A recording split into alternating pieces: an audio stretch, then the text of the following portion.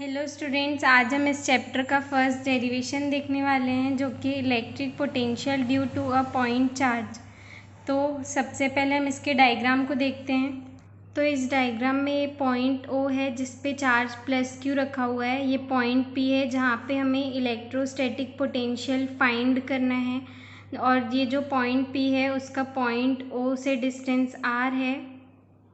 ये जो dash dash वाला एरिया है वो ये दिखा रहा है कि ये जो एरिया है इसमें इलेक्ट्रिक फील्ड प्रेजेंट है, और ये जो ये एरिया है ये इलेक्ट्रिक फील्ड के बाहर का है जिसमें इन्फिनिटी पे एक चार्ज प्रेजेंट है Q0, और यहाँ पे एक पॉइंट भी है PN, मतलब कि बहुत दूर है वो पॉइंट, इसलिए हम उसको PN से रिप्रेजेंट कर रहे हैं, इन्फिनिटी पे है। और ये जो फोर्स है वो इस डायरेक्शन में काम कर रहा है। ऐसा इसलिए क्योंकि यहाँ पे प्लस क्यू चार्ज है, और ये जो Q0 चार्ज है वो भी पॉजिटिव चार्ज है। तो वो जब भी यहाँ पर आएगा इलेक्ट्रिक फील्ड में आएगा इन्फिनिटी से, तो रिपल्शन होगा दो पॉजिटिव चार्जेस के बीच में, इसलिए फोर्स की डायरेक्शन जो है वो आउटवर्ड होगी।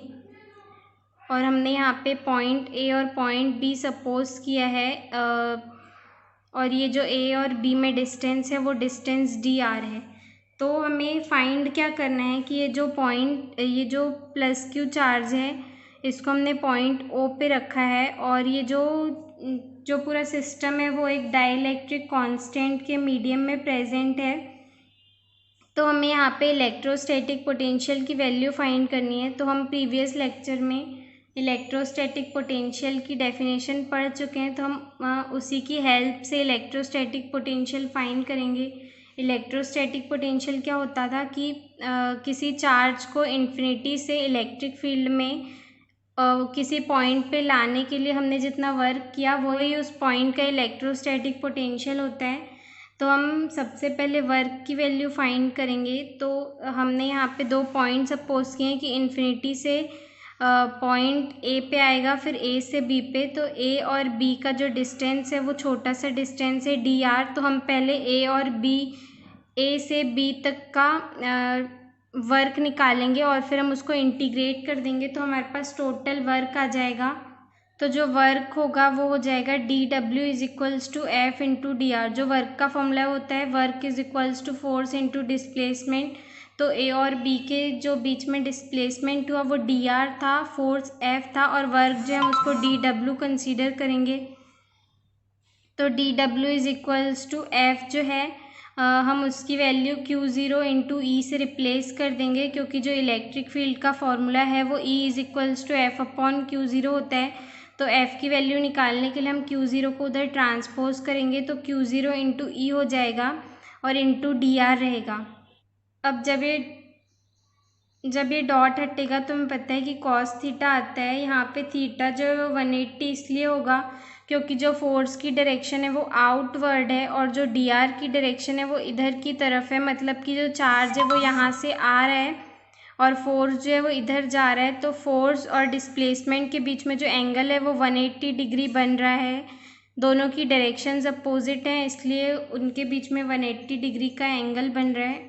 तो यहाँ पे हम थीटा की जगह पे 180 पुट कर देंगे, तो जो cos 180 की वैल्यू है वो -1 होती है। तो यहाँ पे माइनस सामने आ जाएगा, तो DW is equals to -Q0 into EDR हो जाएगा। ये हो जाएगा इक्वेशन नंबर 1। अब हमें टोटल वर्क निकालना है, तो हम दोनों साइड्स पे इंटीग्रेट कर देंगे, तो हमको वर्क की वैल्यू मिल जाएगी। तो work is equals to integration करेंगे हम DW का, तो इंटीग्रेट हम इन्फिनिटी से R, जो लिमिट्स है वो इन्फिनिटी से R इसलिए होगी क्योंकि जो चार्ज है Q0 चार्ज है वो इन्फिनिटी पे रखा हुआ है, और हम उसको डिस्टेंस R जो O से P का डिस्टेंस है हमें पॉइंट P पे लाना है। तो प्लस Q और Q0 का जो डिस्टेंस है वो R है, इसलिए हमें इन्फिनिटी से R के रिस्पेक्ट जो इन्फिनिटी से R है वो उसकी लिमिट हो जाएगी। तो ये जो लिमिट है वो इन्फिनिटी टू R हो जाएगी, और यहाँ पे हम DW की वैल्यू इक्वेशन 1 से पुट कर लेंगे -Q0 इंटू EDR। तो Q0 जो है वो बाहर निकल जाएगा, कांस्टेंट है, और इंटीग्रेशन जो होगा वो ई की हम वैल्यू पुट कर देंगे। इलेक्ट्रिक फील्ड का जो फॉर्मूला है वो हमें पता है, हमने प्रीवियस लेक्चर्स में पढ़ चुके हैं कि 1/4πε0 के होता है इंटू Q/r²। के जो है वो डाइलेक्ट्रिक कांस्टेंट है और वो डाइलेक्ट्रिक मीडियम को रिप्रेजेंट कर रहा है। यहाँ इलेक्ट्रिक फील्ड का फॉर्मूला लिखा भी हुआ है।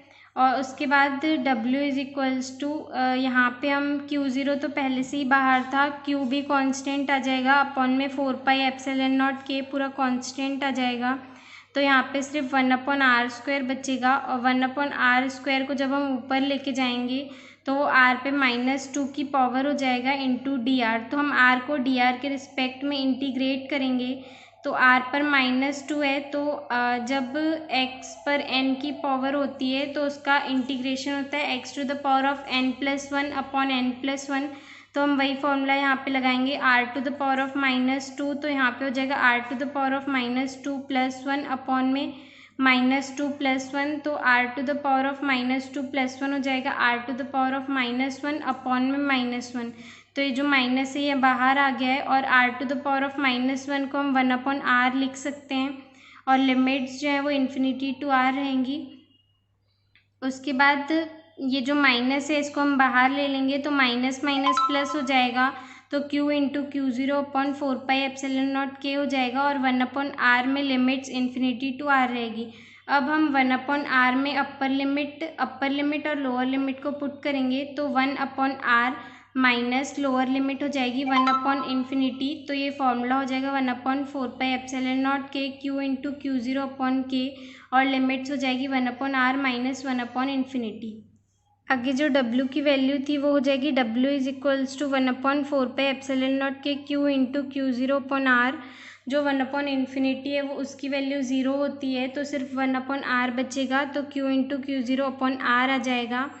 उसके बाद अब हमें इलेक्ट्रोस्टैटिक पोटेंशियल फाइंड करना था, तो हमें पोटेंशियल का फॉर्मूला पता है कि W/Q0 होता है, तो हम Q0 को यहाँ से इधर ट्रांसपोज कर देंगे तो ये पोटेंशियल का फॉर्मूला आ जाएगा। हमने Q0 इसलिए लिए क्योंकि यहाँ पे दो चार्जेस थे, एक Q था और एक Q0 था। हमने Q0 इसलिए लिए क्योंकि हमने इलेक्ट्रोस्टैटिक पोटेंशियल की डेफिनेशन पढ़ी है कि किसी टेस्ट चार्ज को इन्फिनिटी से लाने के लिए हमने जितना वर्क किया वो इलेक्ट्रोस्टैटिक पोटेंशियल होता है। तो ये जो Q0 चार्ज था हमने उसको इन्फिनिटी से लाया, जैसा कि हमने फिगर में देखा भी था, इसलिए यहाँ पे Q0 आया। और W/Q0 जो है वो V होता है, तो हम W/Q0 की जगह इक्वेशन 2 में V पुट कर देंगे तो V इज़ इक्वल्स टू हो जाएगा 1/4πε0 के इंटू Q/r। यही था हमारा फाइनल डेरिवेशन इलेक्ट्रिक पोटेंशियल का। उसके बाद अगर जो डाइलेक्ट्रिक कांस्टेंट है वो अगर उसकी वैल्यू 1 होगी, मतलब कि एयर या वैक्यूम प्रेजेंट होगा, तो K इज़ इक्वल्स टू 1 होगा। तो K is equals to 1 put करने पर ये formula V is equals to 1/4πε0 Q/r हो जाएगा। और ये जो वोल्ट है वो इलेक्ट्रोस्टैटिक पोटेंशियल की यूनिट है, तो यहाँ पे वोल्ट इसलिए आया। और CJ सिस्टम में जो 1/4πε0 की वैल्यू है वो 1 होती है, तो वो formula V is equals to Q/r। और जो CJS यूनिट होती है इलेक्ट्रोस्टैटिक पोटेंशियल की वो स्टेट वोल्ट होती है, तो ऐसे हो जाएगा। Thank you.